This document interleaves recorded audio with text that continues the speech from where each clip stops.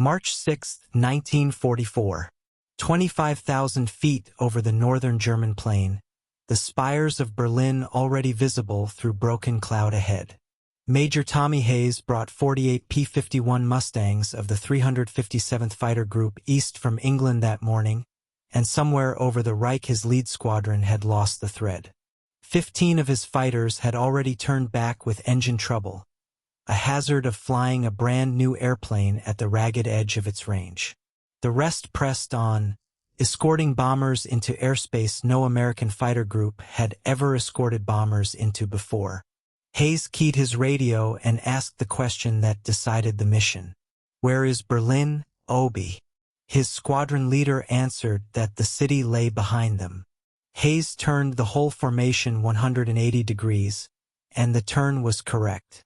Within minutes his Mustangs were diving on German fighters massing to meet the bomber stream, and by the time the group turned for home its pilots had claimed more than 20 enemy aircraft destroyed for no losses of their own. It was the best single day the 357th would ever have, and it happened on the worst single day the 8th Air Force had ever flown. 69 heavy bombers went down over Germany that morning, more than on any mission before it. The airplane that got the survivors home and got itself into a fight it had no business surviving was only weeks into combat. This is how a fighter nobody in Washington wanted built the airplane that finally beat the Luftwaffe. By early 1944, the 8th Air Force had a doctrine and a problem.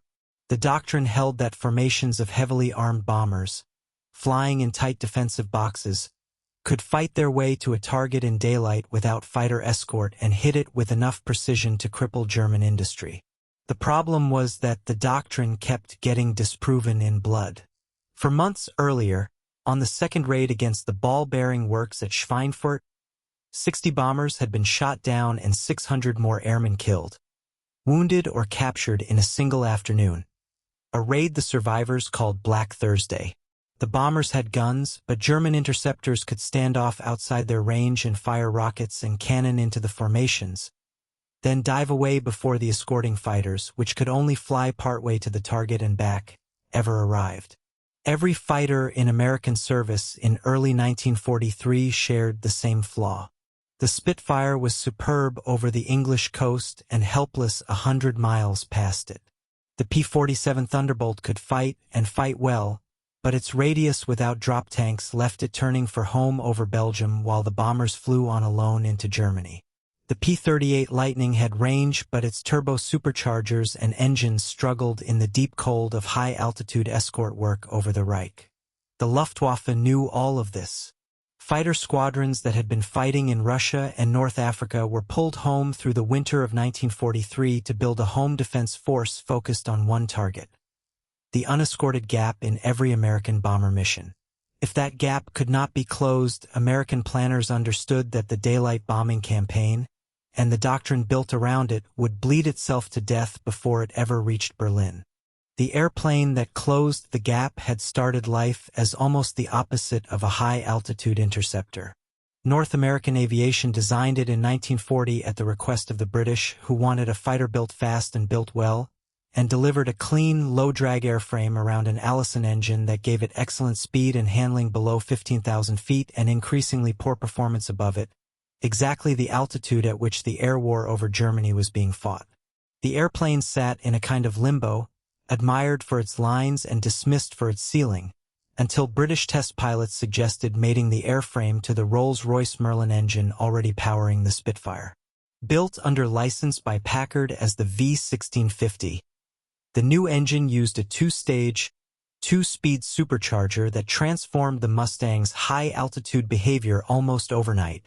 Fitted with the Merlin, the fighter could reach speeds above 435 miles an hour at altitudes where German interceptors lived, and it kept the range that had always set the airframe apart, close to 1,000 miles on internal fuel alone. Bolt on external drop tanks, first the smaller pressed steel tanks and then the larger paper composite tanks fielded through the winter of 1943, and the Mustang could escort a bomber formation from an airfield in England to Berlin and back with fuel to spare for a fight along the way. No fighter in American or British service had ever offered that combination of speed at altitude and range across the whole width of occupied Europe. The early production version carried 450 caliber machine guns. The definitive D model, arriving through 1944 with a clear bubble canopy for all-around visibility, carried 6. It was not the fastest fighter in the sky, and it was not the most heavily armed, but it was the first fighter that could simply stay with the bombers all the way in and all the way out, and that single fact rewrote the arithmetic of the air war. The airplane it flew against had been built for a different fight.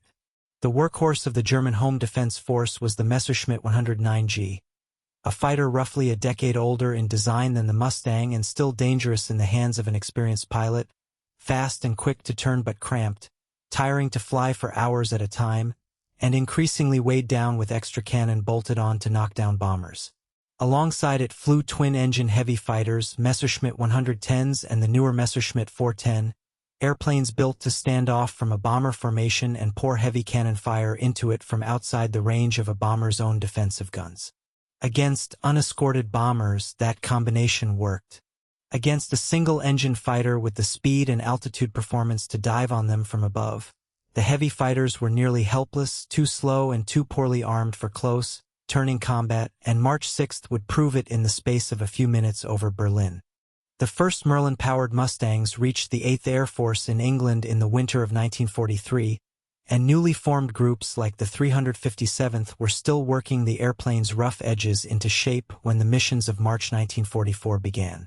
Late February had already seen a week of missions, called Big Week by the men who flew it, aimed squarely at the German aircraft factories building the fighters massing to meet them.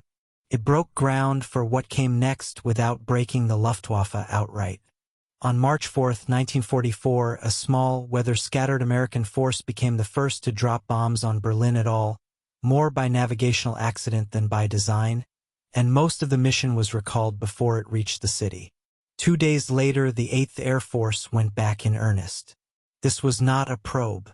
It was the first deliberate maximum-effort daylight raid the United States had ever sent against the German capital, and for the first time fighters could escort the bombers the entire distance. More than 700 heavy bombers took off that morning, with roughly 800 fighters flying relay escort in waves, P-38s and P-47s covering the outbound and withdrawal legs, and, for the first time over Berlin itself, more than 150 Mustangs holding the deepest and longest stretch of the route. The Luftwaffe read the target correctly and scrambled close to 450 fighters to meet it, Messerschmitt 109s, Messerschmitt 110s and Messerschmitt 410 heavy fighters converging on the bomber stream in strength. For a few minutes over the target, the American fighter cover thinned as one relay handed off to the next, and German pilots found the gap.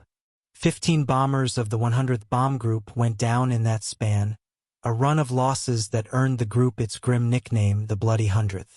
Pilots of the 4th Fighter Group, escorting a nearby division, described dropping their own external tanks the moment German fighters appeared, like two boxers shedding robes, and diving to close the gap over a formation carrying a B-17 named Buffalo Gal, but the German fighters had already done their damage before help arrived. By the time the formations turned for home, 69 heavy bombers and 11 fighters had failed to return, the costliest single mission the 8th Air Force had flown to that point in the war, and roughly half of the B-17s that made it back to England landed with battle damage. It was the kind of moment the whole escort system was built to prevent, and on March 6th, for a few costly minutes, it happened anyway. The story read differently a few thousand feet away, where the newest fighter group in the battle was still finding its feet. It was inside that same battle that the 357th Fighter Group flew its improbable morning. Only 33 of Hayes' 48 Mustangs reached Berlin at all. Once there, Captain Clarence Anderson, a young flight leader everyone called Bud, led his section into a formation of German twin-engine fighters and shot one down before his own guns jammed mid-fight. He brought his airplane home regardless. A pilot flying with him, Leroy Reuter, destroyed a second. Around them, the rest of the group pressed the same advantage the whole formation of P-51s now carried into German airspace for the first time: range enough to fight where the bombers needed them, and altitude performance enough to win the fight once they got there. By the end of the mission, the 357th had claimed more than 20 German aircraft destroyed without losing a single Mustang of its own. An extraordinarily lopsided result for a group that had been flying combat missions for barely 3 weeks. German losses across the whole battle are harder to pin down than American ones. Wartime German records show something over 50 fighters confirmed destroyed with several dozen more damaged, while later historians working through unit records have argued for a somewhat higher total, closer to 75. Either figure describes the same fact on the ground in Germany that week. The force built through the winter of 1943 to defend Berlin had just spent a large fraction of itself in a single morning. Against bombers it did not stop and fighters it could not outfly. The cost sat on both sides of the ledger. 69 American bomber crews, most of them 10 men each, went down over Germany or the North Sea that day, killed, wounded, captured, or simply missing, alongside 11 fighter pilots. It remained, for a time, the worst single day the 8th Air Force had ever suffered. But the 8th did not stop. It returned to Berlin on March 8th with more than 500 bombers, and kept returning through the spring, absorbing losses the Luftwaffe increasingly could not answer in kind. Adolf Galland, running the Luftwaffe's fighter arm from Berlin, would later put the month's toll at close to 20% of his experienced pilots lost in March 1944 alone. Men who could be replaced with airframes far faster than they could be replaced with the years of training that had made them dangerous. Every mission into Germany that spring was, in effect, a trade the American side could afford and the German side could not. By June, the arithmetic had finished its work. When Allied troops came ashore in Normandy on the 6th of June, 1944, they did so under skies where the Luftwaffe managed only a handful of sorties over the entire invasion front. A silence that traced directly back to the string of costly daylight battles opened over Berlin 3 months earlier. The airplane that made those battles possible kept flying escort over Germany for the rest of the war, its long range eventually reaching targets in Poland and Austria that no American fighter had ever been able to threaten before. Bud Anderson, the young captain who shot down a German fighter with jammed guns still smoking on the way home from Berlin, went on to finish the war credited with more than 16 victories, flying the same Mustang he had named for his wife, and spent the following decades as one of the most familiar faces of the airplane he had helped prove that morning, still describing, into old age, the moment his squadron leader answered a simple question over hostile territory and turned an entire formation of fighters around. Somewhere over the German capital that March morning, an airplane built first for someone else's Air Force, rejected for years as a low altitude also ran, and rebuilt around a borrowed engine, had finally caught up to the war it was always meant to fight.